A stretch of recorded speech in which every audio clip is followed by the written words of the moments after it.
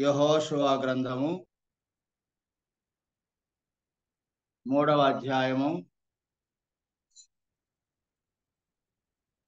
7వ వచనం నుండి చివరి వరకు 17వ వచనం వరకు మనం చదువుకుందాము.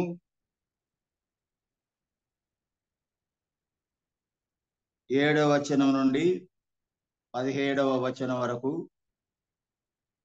ఓ ప్యాసేజీ ఓ భాగము చదువుకుందాం. అప్పుడు యెహోవా యెహోషువతో ఇట్లనెను, నేను మోషేకు తోడయుండినట్లు నీకును తోడయుందునని ఇశ్రాయేలులందరూ ఎరుగునట్లు నేడు వారి కన్నుల ఎదుట నిన్ను గొప్ప చేయ మొదలు పెట్టెదను. మీరు యోర్దాను నీళ్ల దరికి వచ్చి యోర్దానులో నిలువుడని నిబంధన మందసమును మోయు యాజకులకు ఆజ్ఞాపించుము. కాబట్టి యెహోషువ, మీరు ఇక్కడికి వచ్చి మీ దేవుడైన యెహోవా మాటలు వినుడని ఇశ్రాయేలులకు ఆజ్ఞాపించి వారితో ఇట్లనెను, సర్వలోక నాథుని నిబంధన మందసము మీకు ముందుగా యోర్దానును దాటబోచున్నది గనుక జీవము గల దేవుడు మీ మధ్య ఉన్నాడనియు ఆయన నిశ్చయముగా మీ ఎదుట నుండి కనానీయులను, హిత్తీయులను, హివీయులను, పెరిజ్జీయులను, గెర్గెసీయులను, అమోరీయులను, యెబూసీయులను వెళ్ళగొట్టుననియు దీని వలన మీరు తెలుసుకొందురు. కాబట్టి ప్రతి గోత్రమునకు ఒక్కొక్క మనిషిని ఇశ్రాయేలీయుల గోత్రములలో నుండి 12 మనుషులను ఏర్పరచుకుని సర్వలోకనాథుడగు యెహోవా నిబంధన మందసమును మోయు యాజకుల అరకాళ్ళు యోర్దాను నీళ్లను ముట్టగానే యోర్దాను నీళ్లు అనగా ఎగువ నుండి పారు నీళ్లు ఆపబడి ఏకరాశిగా నిలుచు. కోతకాలమంతయు యోర్దాను దాని గట్టన్నిటి మీద పొర్లి పారును. నిబంధన మందసమును మోయు యాజకులు జనులకు ముందుగా వెళ్ళగా యోర్దానును దాటుటకై జనులు తమ గుడారముల నుండి బయలుదేరి అప్పుడు ఆ మందసమును మోయువారు యోర్దానులో దిగిన తర్వాత మందసమును మోయు యాజకుల కాళ్ళు నీటి అంచున మునగగానే పైనుండి పారు నీళ్లు బహుదూరమున సారెతానునొద్దనున్న ఆదామనపురమునకు దగ్గర ఏకరాశిగా నిలిచెను. లవణ సముద్రమును అరాబా సముద్రమునకు పారునని బొత్తిగా ఆపబడెను. జనులు యెరికో ఎదుటను దాటగా యెహోవా నిబంధన మందసమును మోయు యాజకులు యోర్దాను మధ్య ఆరిన నేలను స్థిరముగా నిలిచిరి. జనులందరూ యోర్దాను దాటుటకు తుదముట్టు వరకు ఇశ్రాయేలందరూ ఆరిన నేల మీద దాటుతూ వచ్చిరి. ప్రియమైన సోదర సోదరిలారా, మనం చదువుకున్న వాక్యము ఇంత మునుపు కూడా చాలాసార్లు మనం చదువుకొని ధ్యానం చేసుకున్నాము. అయినను మరొకసారి ధ్యానం చేసుకుంటే మరికొన్ని విషయాలు ప్రభు మనకు అందించగలడని ఆశిస్తున్నాం. 7వ వచనాన్ని మనం చూసినప్పుడు దేవుడైన యెహోవా స్పష్టంగా యెహోవా యెహోషువతో ఇట్లనెను, ఆ దినాల్లో తన ప్రవక్తలైన వారితో, నాయకులైన వారితో, దేవుని సేవకులతో దేవుడు మాట్లాడిన సందర్భాలు అనేకముగా బైబిల్లో మనం చూడవచ్చు. దేవుడు అంటే మాట్లాడువాడు అని ఒక భావం. దేవుడు అంటే మాట్లాడకుండా ఉండువాడు కాడని ఒక పాట కూడా మన వాళ్ళు పాడతారు. దేవుడు అంటే ఒక రాయి కాదు, మాట్లాడకుండా ఉండటానికి ఆయన ఒక రాయి కాదు, ఆయన మాట్లాడు దేవుడు అనే మాట. కనుక యెహోవా యెహోషువతో ఇలాగు అంటున్నాడు. ఏమని? మంచి వాగ్దానం ఇక్కడ కనబడుతుంది. నేను మోషేకు తోడైనట్లు నీకును తోడయుందును అని ఇశ్రాయేలందరూ ఎరుగునట్లు నేడు వారి కన్నుల ఎదుట నిన్ను గొప్ప చేయ మొదలుపెట్టెదను. మోషేకు తోడైనట్లు నేను నీకు కూడా తోడుగా ఉంటాను. మోషేను దేవుడు ఏర్పరచుకున్నాడు కనుక మోషేకు దేవుడు తోడైంది ఇశ్రాయేలు ప్రజలను విడిపించుటలోను నడిపించుటలోను ఇంతవరకు యోర్దాను వరకు రావటానికి మోషే ఎలాగూ దేవునిలో ఒక మంచి బలమైన సాధనముగా వాడబడినాడు. దేవుడు ఏర్పరచుకున్న ఒక మనిషి ఎలాగూ దేవుని తోడు అతనికి ఉండటను బట్టి ఎలాగూ దేవుడు నడిపిస్తాడు అని దానికి చక్కని సాదృశ్యం మోషే. అలాగనే ఈ సమయంలో ఈ సందర్భంలో యెహోషువతో కూడా అదే దేవుడు అంటున్నాడు, మోషేకు తోడైనట్లు నేను నీకును తోడైందును. మోషేకు తోడైనట్లు నీకును తోడైందును అని అందరూ ఎరిగేటట్టుగా, ఇది సీక్రెట్ ఏం కాదు, రహస్యంగా మర్మంగా ఎవరు తెలియకుండా ఏదో ఎక్కడో జరిగింది కాదు, బహిరంగముగా మీ అందరు ఎదుట నేను నీకు తోడుగా ఉన్నాను సంగతి జనులందరూ ఎరగాలి, ఎరిగేటట్టుగా నీకు తోడుగా ఉంటాను, తోడుగా ఉండి ఏం చేస్తాడు? నేడు వారి కన్నుల ఎదుట నిన్ను గొప్ప చేయ మొదలు పెట్టేదను. వారి కన్నుల ఎదుట నిన్ను గొప్ప చేస్తాను. దాని ద్వారా ప్రజలందరూ తెలుసుకుంటారు దేవుడు యెహోషువకు తోడుగా ఉన్నాడు అని. అలా అయితే ఒక గురుతు ఇక్కడ, ఒక రుజువు ఇక్కడ మనం గమనించవచ్చు. దేవుడు తోడుగా ఉన్నాడు. దేవుడు తోడుగా ఉన్న ఒక మనిషి ఎలా ఉంటాడు అంటే అతను గొప్పగా ఉంటాడు. దేవుడు అతన్ని గొప్ప చేస్తాడు. ఎన్నిక లేని వాడిని ఎన్నిక గల వానిగా చేస్తాడు. ఎప్పుడైనా మనం మనుషులమైన మనము, జనులైన మనము ఇతరులను మనం గమనిస్తున్నప్పుడు దేవుడు ఎవరికైతే తోడుగా ఉంటాడో వారు అంతకంతకు క్రమక్రమంగా వారు గొప్పవారవుతారు. వారి జీవితం అంతా కూడా ప్రోగ్రెసివ్గా ఉంటుంది, అభివృద్ధి పదముగా ఉంటుంది. వారు చేయనివల్లా సఫలమవుతూ ఉంటాయి. దాని అర్థం ఏంటంటే దేవుడు వారికి తోడుగా ఉన్నట్టు అర్థం. తాను చేయనిదల్లా సఫలమగును, అతడు చేయనిదల్లా సఫలమగును అనే వాగ్దానం ఉంది కదా. ఎవరి జీవితాల్లో అయితే వారు చేసేవి సఫలమవుతాయో వన్ బై వన్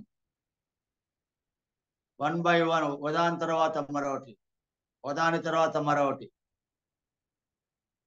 వారు చేసే కార్యాల్లో వారు సఫలమవుతూ ఒకదానికంటే మించి అంతకంతకు చక్కని మాట అది. అంతకంతకు దావీదు విషయంలో దేవుడు ఆ మాట అంటాడు, దావీదు అంతకంతకు వర్ధిల్లాడు. హిజ్కియాను గురించి కూడా మనం మాట చదవగలం, అంతకంతకు వర్ధిల్లెను అని. అంతకంతకు వర్ధిల్లుట అది దేవుడు అతనికి తోడుగా ఉండటను బట్టి జరిగిన విషయం అందరికీ తెలుస్తుంది. ఒక వ్యక్తి ప్రాస్పరిటీగా ఉన్నాడు అంటే, అభివృద్ధి చెందుతూ ఉన్నాడంటే, అంతకంతకు ఎదుగుతున్నాడు అంటే, ఆత్మీయముగా గాని శారీరకముగా గాని లోకరీత్యా సమాజంలో కానీ అతను పైవాడిగా ఉండటం బట్టి దేవుడు అతన్ని హెచ్చిస్తున్నాడు అని అందరూ ఎరగతారు. చదువుకునే విద్యార్థులు వారి చదువులో కోర్సులో అంతకంతకు మంచి ప్రోగ్రెస్ రిపోర్ట్ వారికి వస్తుంది అంటే హయ్యర్ గ్రేడ్ అనేది అతను సాధించాడంటే దేవుడు అతనికి తోడుగా ఉన్నాడని అర్థం. ఒక ఫ్యామిలీ అనేది అంతకంతకు స్పిరిచువల్ గా ఎదుగుతా ఉంటే, దేవుని ఎలా భయభక్తులు కలిగి ఒక సాక్షాత్తముకు కుటుంబం క్రమశిక్షణతో కూడిన కుటుంబంగా కనబడుతుంటే దాని అర్థం దేవుడు ఆ కుటుంబానికి తోడుగా ఉన్నాడు అని అర్థం. ఒక కుటుంబం వారు ఒక వ్యక్తి అంతకంతకు ఫైనాన్షియల్ గా బాగా స్టాండ్ అవుతున్నాడు, అతని యొక్క మరి జాబ్ లో కానీ వృత్తిలో కానీ లేదా అతని బిజినెస్ లో కానీ అతని వ్యవసాయంలో కానీ తాను చేసే పనిలో కానీ బాగా సక్సెస్ అవుతా ఉంటే దేవుడు అతనికి తోడుగా ఉన్నాడు అని మనుషులు గుర్తుపడతారు. ఒక కాంపిటీషన్ లో అతను పాల్గొని పోటీ నిర్వహణలో ఎదుటి వారితో పోటీ పడి అతను గెలుపు పొందినాడు అంటే దేవుడు అతనికి తోడుగా ఉండటం బట్టి అతడు గెలుపు పొందినాడు అని జనులు గుర్తించగలరు. కనుక ప్రతి అంశంలో కూడా స్పిరిచువల్ గా కానీ శారీరకముగా కానీ మెంటల్ గా అతను చాలా ఎలర్ట్ గా అటెంటివ్ గా స్మార్ట్ గా స్పోర్టివ్ గా ఉత్సాహంతో మంచి బ్రిలియంట్ గా షార్ప్ గా వేడిగా వాడిగా రెస్పాన్సిబుల్ గా అతను కనబడుతుంటే దేవుడు అతనికి తోడుగా ఉన్నాడు అని మనం గుర్తించవచ్చు. అతను చేసే పనులన్నీ కూడా ఒక సిస్టమేటిక్ గా, ఒక ఆర్డర్ గా, ఒక క్రమముగా ఉన్నాయి అంటే అతని ప్రోగ్రామ్స్ అన్ని కూడా సక్సెస్ఫుల్ గా తన ప్రోగ్రామ్స్ లో తాను విజయంతో సాగిపోతున్నాడు అని మనం చూసినట్లయితే దేవుడు అతనికి తోడుగా ఉన్నాడు అని అర్థం. అతని ఫ్యామిలీని బాగా కన్స్ట్రక్ట్ చేసుకున్నాడు, ఫ్యామిలీని బాగా డెవలప్ చేశాడు, పిల్లలను బాగా చదివించాడు, మంచి చదువులు, పిల్లలు క్రమశిక్షణ కలిగి ఉన్నారు, ఫైనాన్షియల్ డిసిప్లైన్ వారు ఆ పిల్లల్లో ఉంది, ఆర్థిక క్రమశిక్షణతో వారు సాగిపోతున్నారు కనుక అని ఎప్పుడైతే గుర్తిస్తారో దాని అర్థం దేవుడు ఆ కుటుంబానికి తోడుగా ఉన్నాడు అని అర్థం. మంచి ఆరోగ్యవంతులుగా ఉన్నారు, ఎప్పుడూ జబ్బు పడి మంచాన పడి హాస్పిటల్ పాలు కాకుండా ఆరోగ్యవంతులుగా ఉన్నారు, వయసు వచ్చినా నడి వయసు దాటినా ఇంకా స్టిల్ బాగా ఎనర్జెటిక్ గా ఉన్నారు, ఎనర్జీతో ఉన్నారు, స్ట్రెంథెన్ గా ఉన్నారు అని ఎప్పుడైనా మనం భావిస్తే దాని అర్థం దేవుడు అతనికి తోడుగా ఉన్నట్టు అర్థం. అతని సర్వీసెస్, అతను చేసే సర్వీసు, అతను అందించే సర్వీసెస్ బాగా అందరికీ యూస్ఫుల్ గా ప్రయోజనకరంగా ఉన్నాయంటే, బెనిఫిషియల్ గా ఉన్నాయంటే దాని అర్థం అతనికి దేవుడు తోడుగా ఉండి ఈ కార్యాలు జరిగిస్తున్నాడని మనం ఎరుగుతాం.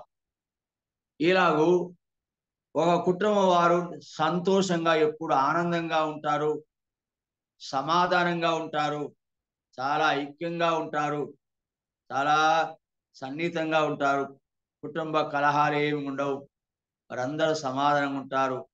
ఆ ఇంటిలోని వారు ఒకరికొకరు గౌరవప్రదంగా ఉంటారు, పిల్లలైన వారు తల్లిదండ్రులకు చాలా గౌరవంగా ఉంటారు, తల్లిదండ్రుల మాట జవదాటరు, ఆ పిల్లలు ఎంతో క్రమశిక్షణగా ఉంటారు, వారు కూడా తల్లిదండ్రుల వలె మంచి భక్తిపరులు, విశ్వాసులు అని అన్నప్పుడు దాన్ని ప్రజలు చూస్తున్నప్పుడు దేవుడు వారికి తోడుగా ఉన్నాడు అని దాని అర్థం.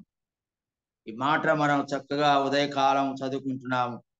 నేను మోషేకు తోడైనట్లు యెహోషువా, అరుగో నేను మోషేకు తోడైన విషయం నువ్వు మోషే వెంట నువ్వు ఉంటూ మోషేకు నువ్వు మరి సహకారిగా ఉంటూ మోషేకు నీవు సహాయంగా ఉంటూ మోషే దగ్గర నువ్వు చూచి నేర్చుకున్న సంగతిని బట్టి చూస్తే నేను మోషేకు తోడైన సంగతి నీకు తెలుసు కదా. మోషేకు తోడైండి నేను ఇశ్రాయేలు ప్రజలను ఐగుప్తు నుంచి రాజు నుండి ఫరో రాజు చేతి నుండి విడిపించుటలో నువ్వు చూచావు కదా. నేను మోషేకు తోడైనాను సంగతి నీవు ఎరుగుదు కదా. అలాగూ మరి విడిపించిన నేను 40 సంవత్సరాలు ఇశ్రాయేలు ప్రజలు నడిపించిన విషయం నీవే ఎరుగుదు కదా, చూచావు కదా కనులారా. నీవు ఎరుగుదు కదా మోషే చేసిన కార్యములు, మోషే ద్వారా దేవుడు జరిగించిన కార్యములు చూచావు కదా. నేను మోషేకు తోడైన సంగతి నువ్వు బాగా ఎరుగుదు కదా యెహోషువ. అలాగే నేను నీకు కూడా తోడుగా ఉంటాను. అలాగే నేను నీకు కూడా తోడుగా ఉంటాను. ఒక ఎవిడెన్స్ నీకు ఉంది కదా, నమ్మడానికి ఒక ఆధారం నీకు ఉంది కదా. నేను మోషేకు తోడైన విషయం నీవు కల్లారా చూచినావు కదా. ఎలాగూ మోషేకు తోడైండి ఇశ్రాయేలు జనులను విడిపించుకొని నడిపించుకొని తీసుకొని వచ్చాను. ఆ దేవుడు తోడుగా నేను తోడుగా ఉన్నట్టును బట్టే కదా మోషే అలాగూ చేయగలిగాడు. అది నీవే కనులారా చూచినావు కదా. మోషే వెంట నువ్వు వస్తూ మోషేతో కూడా నడుస్తూ అలాగే నేను నీతో కూడా ఉంటాను. ఎంత మంచి మాట, గొప్ప వాగ్దానం. అలా అయితే ప్రియులారా, మోషేకు తోడైన దేవుడు యెహోషువకు తోడుగా ఉంటున్నాడు. యెహోషువకు తోడైన దేవుడు నీకు నాకు కూడా తోడుగా ఉంటాడు అని మనం నమ్మవలను కదా.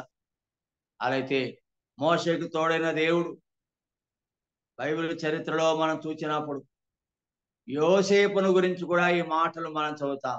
ఒక మాట చూడండి, యోసేపు ఆదికాండం 39వ అధ్యాయం. ఆదికాండం 39వ అధ్యాయం. మోషేకు ఎలాగూ దేవుడు తోడుగా ఉన్నాడో అనే మాట మనం చదివినట్టయితే 39వ అధ్యాయం ఆదికాండం 2వ వచనం చూడండి. యెహోవా యోసేపునకు తోడైండెను గనుక అతడు వర్ధిల్లుచు. స్పష్టంగా ఒక ఫిగర్ లాగా, పిక్చర్ లాగా కనబడుతుంది. దృశ్యం, ఒక పిక్చర్ అంటే ఒక బొమ్మ, ఒక పటం. ఏం కనబడుతుంది ఇక్కడ? యెహోవా యోసేపుకు తోడైండెను గనక అతడు వర్ధిల్లుచున్నాడు. ఎవరు? యోసేపు వర్ధిల్లుచున్నాడు. ఒక ప్రూఫ్ అక్కడ మనకు కనబడుతుంది. అంటే యోసేపు వర్ధిల్లుట అనేటువంటి ఒక ప్రూఫ్ మనకు కనబడుతుంది, ఒక నిర్ధారణ, ఒక రుజువు. ఎలా జరిగింది అది అంటే దేవుడు యోసేపును తోడుగా ఉండుటను బట్టి యోసేపు వర్ధిల్లుచుండెను అని మనం చూస్తున్నాం.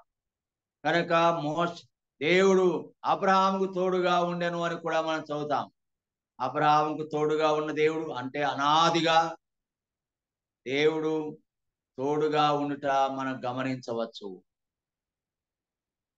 యోసేపునకు తోడుగా ఉన్న దేవుడు, పూర్తిగా చదువుదామా?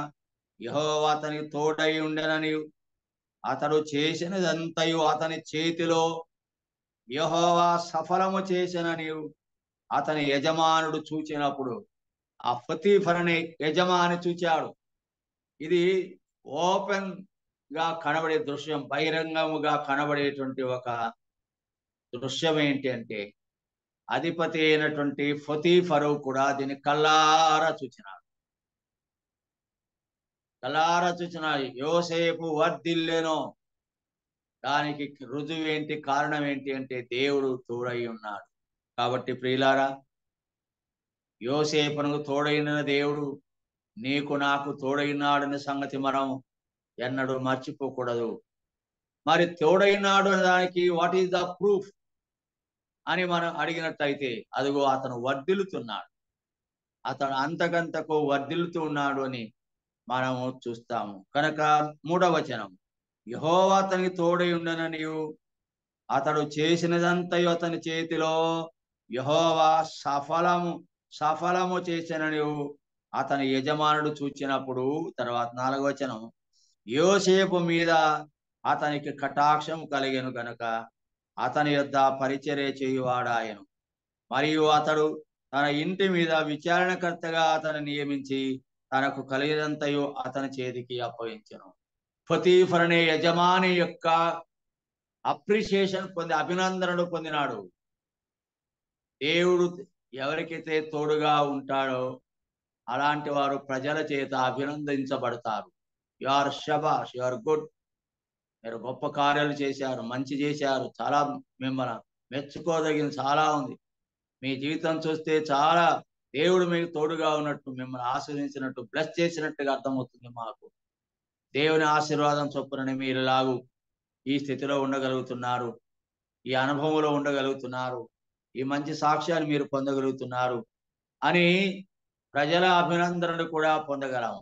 దేవుని తోడుండే మనుషులు ఎప్పుడూ కూడా ప్రజల చేత ప్రశంసించబడతారు, ఇతరులు మంచి సాక్ష్యం ఇస్తారు. ఎస్, ఆ ఫ్యామిలీ చాలా మంచి ఫ్యామిలీ, ఎస్ ఆ వ్యక్తి చాలా గౌరవనీయుడు, అతను చాలా గౌరవించదగిన వ్యక్తి అని ప్రజల చేత కూడా అభినందనలు పొందగలడు. మనము సామెతల గ్రంథం చివరి అధ్యాయములో చూస్తే గుణవతి అయిన భార్య ఎలాంటిది అని చెప్తూ చాలా పెద్ద అధ్యాయంగా ఉంటుంది. అలా చెప్పుకుంటూ ఆమె భర్త గ్రామంలో గౌనుల యొద్ద కొనియాడబడును అని ఉంది. ఆమె యొక్క గుణగణాలను బట్టి భర్త బజార్లో, వీధిలో అంటే ఊర్లో ప్రజల మధ్యన ప్రశంసనీయుడుగా ఉన్నాడు, గౌరవప్రదంగా ఉన్నాడు. భార్య ద్వారా భర్తకు గొప్ప గౌరవం వచ్చింది సొసైటీలో. అంటే అర్థం, భార్య అతనికి తోడుగా ఉండి వెన్ను తట్టి అతన్ని చక్కగా మరి గౌరవప్రదమైన స్థితిలోనికి తీసుకుని రాగలిగింది. అలాంటి సిచ్యువేషన్ ఏ కుటుంబంలో అయినా ఉంటే, ఒక భార్య ద్వారా భర్త ప్రశంసనీయుడుగా ఉంటే ఆ కుటుంబానికి దేవుడు తోడుగా ఉన్నాడు అని మనం గుర్తించవలసింది.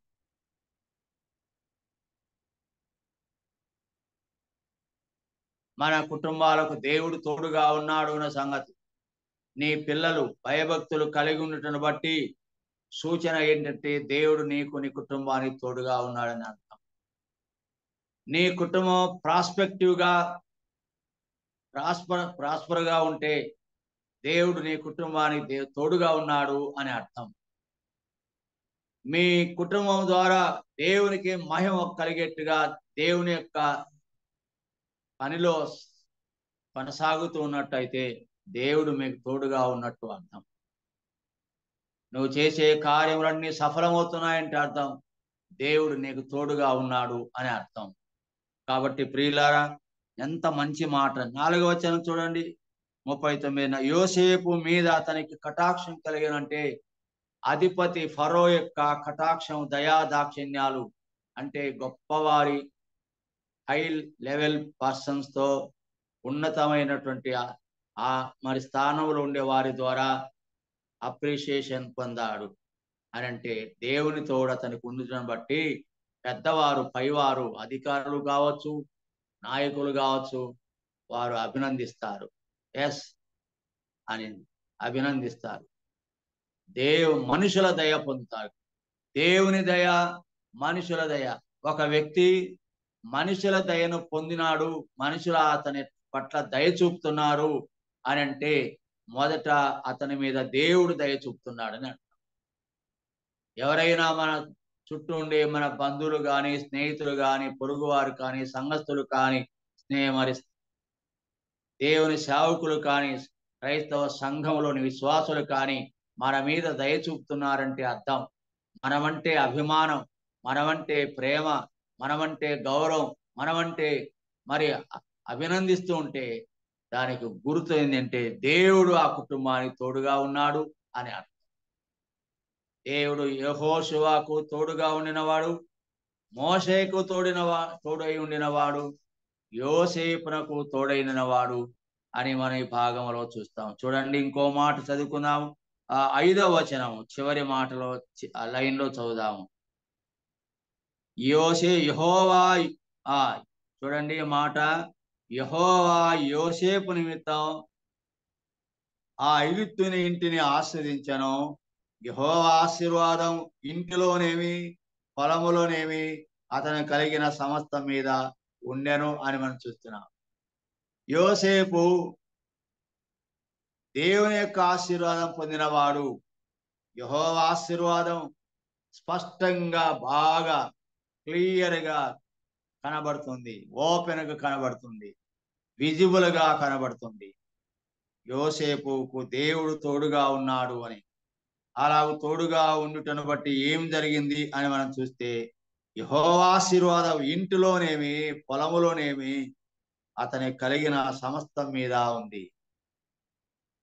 దేవుని ఆశీర్వాదం ఇంట్లో ఉంది, బయట పొలములో ఉంది. ఎక్కడికి ఎవరి గోస్ ఎక్కడికి వెళ్ళినా అతను ఈజ్ ఏ సక్సెస్ఫుల్ మ్యాన్.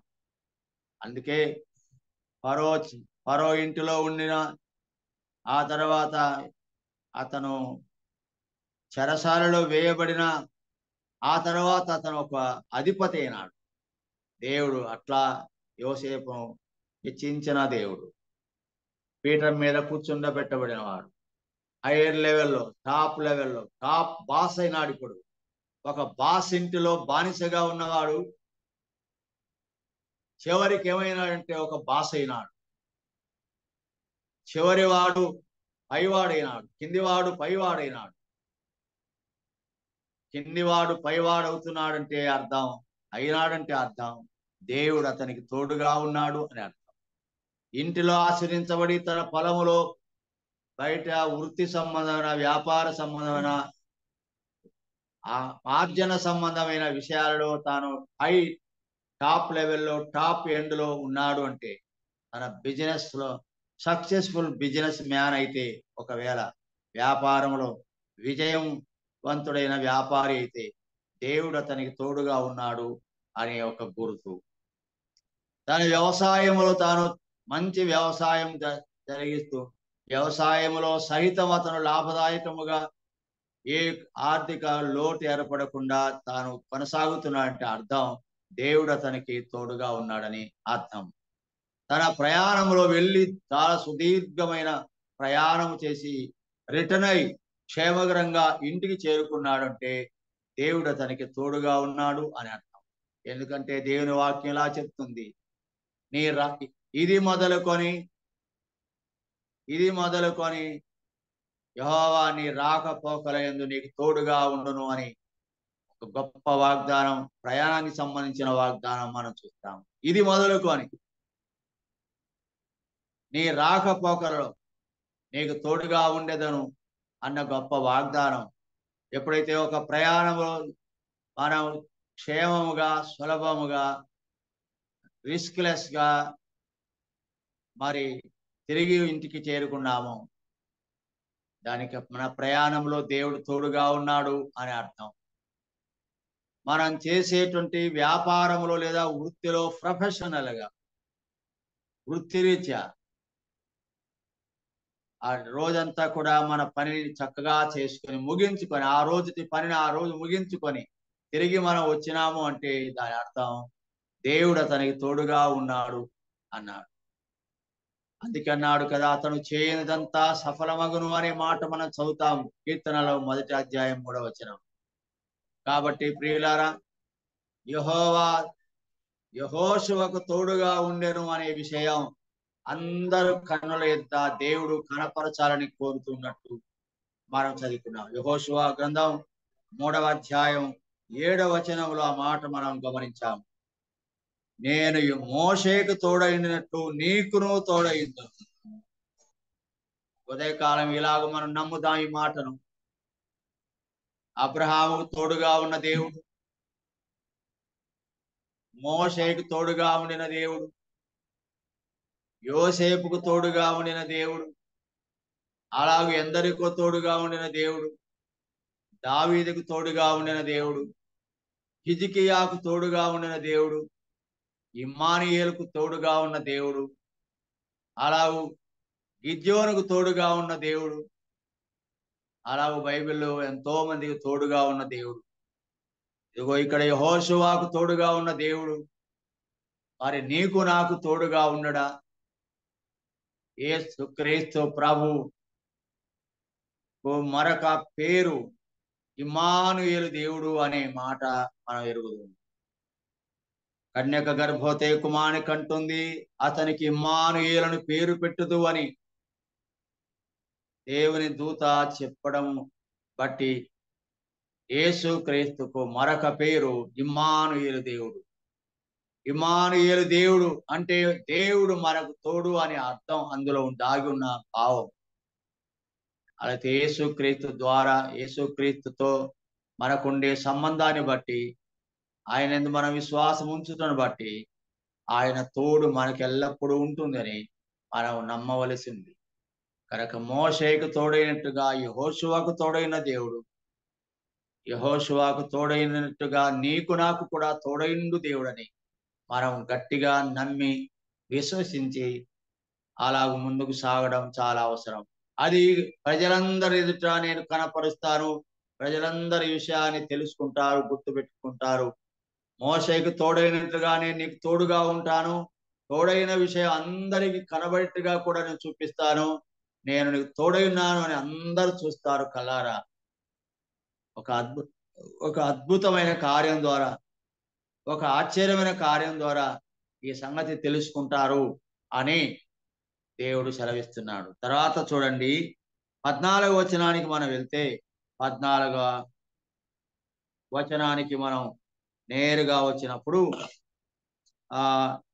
కోతకాలమంతయు యోర్దాను దాని గట్టన్నిటి మీదను పొర్లి పారును. నిబంధన మందసును మోయు యాజకులు జనులకు ముందుగా వెళ్ళగా యోర్దాను దాటుటకై జనులు తమ గుడారమును బయలుదేరడి. అప్పుడు ఆ మందసమును మోయువారు యోర్దానులు దిగిన తర్వాత మందసము మోయు యాజకుల కాలు నీటి అంచున మునగగానే పైనుండి పారు నీళ్లు బహు దూరమున సారెతాను నొద్దనున్న ఆదామను పురమునకు దగ్గర ఏకరాశిగా నిలిచెను. గమనించారా? యోర్దాను నది ఒడ్డున వీరున్నారు. ఇక యోర్దాను ఒడ్డున దాటాలి, నదిని దాటాలి, యోర్దాను నది దాటాలి. ఆ మీదట కనాను దేశాన్ని అంటే వాగ్దాన దేశాన్ని వారు స్వాధీనం చేసుకోవాలి. రెండు ముందు వాళ్ళకు టార్గెట్స్ ఉన్నాయి. ఒకటి యోర్దానుని దాటాలి, తర్వాత కనానులో ప్రవేశించాలి, స్వాధీనం చేసుకోవాలి. ఈ రెండు కష్టతరమైన పనులు, ఈ రెండు కూడా కష్టతరమైనవి, అతి కష్టతరమైనవి. ఎందుకు అంటే మనం చదువుకున్న 14వ వచనములో కోతకాలం అంతయు యోర్దాను దాని గట్టన్నిటి మీద పొర్లి పారుతా ఉంది. ఓవర్ ఫ్లోయింగ్, నది బాగా విస్తారముగా విజృంభించి పారుతా, దాని లోతు చాలా లోతుగా ఉంది. పొర్లి గట్ల మీద ఇటువైపు అటువైపు పొర్లి పొలాల మీద పారిపోతా ఉంది. అంటే నది నిండుగా పొర్లి ప్రవహిస్తా ఉంది. దాని వేగం దాదాపుగా కొన్ని మైళ్ళ దూరం అది ప్రవహిస్తా ఉంది. చాలా విశాలముగా నది ప్రవహిస్తా ఉంది, ఆ విజృంభిస్తా ఉంది. ఆ యొక్క జలములు ఘోష పెడుతున్నట్టుగా గొప్ప శబ్దం వస్తా ఉంది, భయం ఏర్పడుతుంది. ఇలాంటి నదిని దాటడం సులభమా, సునాయాసమా? అలాంటి నదిని దాటడానికి దేవుడు వారికి తోడుగా ఉంటున్న బట్టి ఇప్పుడు నదిని దాటినారు. అదే రుజువు. దేవుడు యోసేపును యెహోషువకు తోడుగా ఉన్నాడు అనే దానికి రుజువేంటి? What is the proof? దేవుడు తోడుగా ఉన్నాడు అనే దానికి రుజువు ఏమిటి అంటే, విజృంభణతో ఉధృతంగా ప్రవహిస్తున్నటువంటి యోర్దాను నది దాటడమే ఒక రుజువు. అంతేకాదు, ఆ యొక్క మోషే ఎలాగూ ఇశ్రాయేలు ప్రజలు సముద్రం మధ్యలో ఆ సముద్రం చీల్చబడి ఆ సముద్ర అడుగు భాగంలో 6 నెలలుగా మారినప్పుడు ఎలాగో 6 నెలలను ఇశ్రాయేలు ప్రజలు నడిచి దాటుకొని వచ్చారో, అదే సాదృశ్యంలో యోర్దాను నది కూడా నీళ్ళన్నీ పైన ఏకరాశిగా నిలబడ్డాయి. ఒక గింజల ధాన్యము రాసి ఎలా పోస్తారో కళ్ళములో, అలాగూ నీళ్ళన్నీ కూడా ఒక రాశిగా, ఒకే ఒక రాశిగా నిలబడిపోయినాయి. పైన ఎక్కడో ఈడ అడుగు పెట్టగానే, అడుగులు నీళ్లు తగలగానే, ఈడ నీళ్లు తగలగానే అక్కడ పైన దూరంలో నీళ్ళన్నీ ఆగిపోయినాయి, నిలిచిపోయినాయి. క్లియర్ అయిపోయింది దారి, ఆరింది దారి. అదిగో సీఎంఓ లేదా ప్రైమ్ మినిస్టర్ వస్తున్నాడంటే ఎలాగో దారులన్నీ కూడా పోలీసు ఎస్కార్ట్ తో ఉంటారో, రోడ్స్ అన్ని క్లియర్ చేస్తారు. గంటల కొలది రోడ్స్ క్లియర్ చేస్తారు. ఎక్కడే కానీ ఆటంకం లేకుండా చాలా విజిలెంట్ గా ఉంటారు పోలీసు శాఖ. ఆల్ రోడ్స్ అని క్లియర్ చేసేస్తాడు, ఎవరు ఎంటర్ కావడానికి లేదు. అట్లాగూ క్లియర్ అయిపోయింది. ఆ రోజు యోర్దాను నది పైన ఒకేసారి ఆదామని పురం దగ్గర ఏకరాశిగా నిలబడిపోయింది. అంత ఉధృతంగా ప్రవహించేటువంటి నది కూడా ఒక్కసారిగా ఆ నీళ్లు పైన నిలిచిపోయి దారి ఇచ్చి మరి నది అడుగున ఆరిపోవడం కూడా ఎంత శీఘ్రంగా ఆరిపోయిందో చూడండి. అప్పుడు వారు సులభంగా దాటుకున్నారు. ఇది ఎలాగో ఇది రుజువు కాదా? దేవుడు యెహోషువకు తోడుగా ఉన్నాడనే సంగతి రుజువు కాదా? రుజువు కాదా? చాలదా ఈ రుజువు? కనుక యోర్దాను నదిని ఏకరాశిగా చేసి, ఆ యోర్దాను నదిని ఆరిన నేలగా చేసి ఇశ్రాయేలు ప్రజలను దాటించిన దేవుడు, యెహోషువకు దేవుడు తోడుగా ఉండి చేసిన కార్యమని అది రుజువు కాదా? ఆ రుజువును నమ్మవచ్చు కదా మనం. అలాగే ప్రియులారా, మనకు కూడా దేవుడు రుజువుగా ఉంటాడు. తోడై ఉండడం ఒక క్రియ రూపములో మనకు కనబడుతుంది. సమస్యల పరిష్కారం ఒకసారి జరిగిపోయింది అంటే, ప్రమాదం తప్పిపోయింది అని అంటే దేవుడు తోడుగా ఉన్నట్టు రుజువు కాదా? ఒక వ్యాధి, భయంకరమైన వ్యాధి, ప్రాణాంతకమైన జబ్బు, ప్రాణాపాయము తప్పిపోయింది అంటే అర్థం దేవుడు వారికి తోడుగా ఉన్నాడు అనేది రుజువు కాదా? రుజువే కదా. పెద్ద జబ్బున పడి ఆకస్మికంగా మరణపు అంచులకు వెళ్ళి బ్రతికినాడంటే, ఆగిపోయింది అంటే ఆ మరణదూత ప్రవేశించకుండా, అది చంపకుండా బ్రతికినాడు, బయటపడ్డాడు హాస్పిటల్ నుంచి అంటే దాని అర్థం దేవుడు వారికి తోడుగా ఉన్నాడని అర్థం కాదా?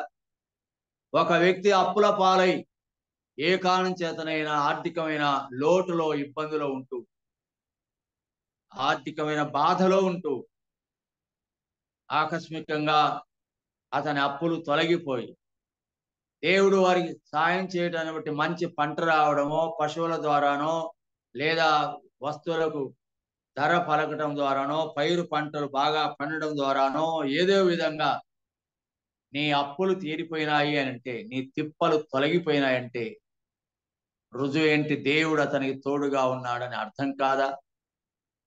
ఇలాగూ అనేకమైన అంశములలో మనం విజయాన్ని పొంది ముందుకు సాగుతున్నాము అని అంటే అర్థం సమస్యలు చుట్టుకొని, లేని సమస్యలు, బయటి సమస్యలు, లోపల సమస్యలు. పౌలు అంటాడు కదా, నేను లోపట శ్రమలు, బయట శ్రమలు. లోపట కుటుంబ సమస్యలు, బయట సమాజంలో సమస్యలు, ఉద్యోగం చేసే దగ్గర సమస్యలు, క్రైస్తవ సంఘములో సమస్యలు, ఎక్కడికి వెళ్ళినా సమస్యల వలయం ఒక సుడిగుండం లాగా చుట్టుకున్నాయి. ఈ సమస్యలన్నీ తొలగిపోయినాయంటే అర్థం దేవుడు అతనికి తోడుగా ఉన్నట్టే కదా అర్థం. కాబట్టి ఇలాంటి క్రియలు మన జీవితాల్లో జరిగినప్పుడు దేవుడు మనకు తోడుగా ఉన్నాడు. మోషేకు తోడైన దేవుడు, యెహోషువకు తోడైన దేవుడు, యోసేపుకు తోడైన దేవుడు, దావీదుకు తోడైన దేవుడు, హిజ్కియాకు తోడైన దేవుడు నీకు నాకు తోడైనడా? అదొక ప్రూఫ్ కదా. అలా అయితే ప్రియులారా, ఉదయకాలం ఆ మాట జ్ఞాపకం పెట్టుకొని, దేవుని తోడు మనకున్నది. ఉంటుంది. ప్రభు మనకు తోడుగా ఉంటాడు కనుకనే మనం ముందుకు అడుగు వేయగలుగుతున్నాము.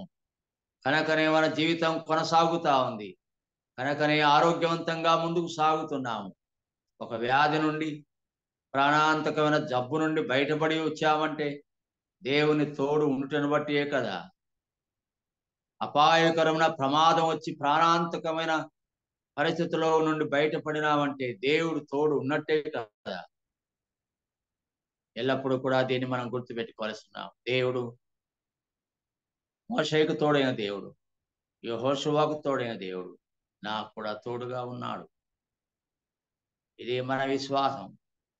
విశ్వాసం ద్వారానే విజయం పొందగలం అంటాడు కదా. లోకమును జయించిన విజయము మన విశ్వాసం అని మొదటి యోహాను పత్రికలు మనం చదువుతాం. లోకమును జయించిన విజయం విజయం విజయం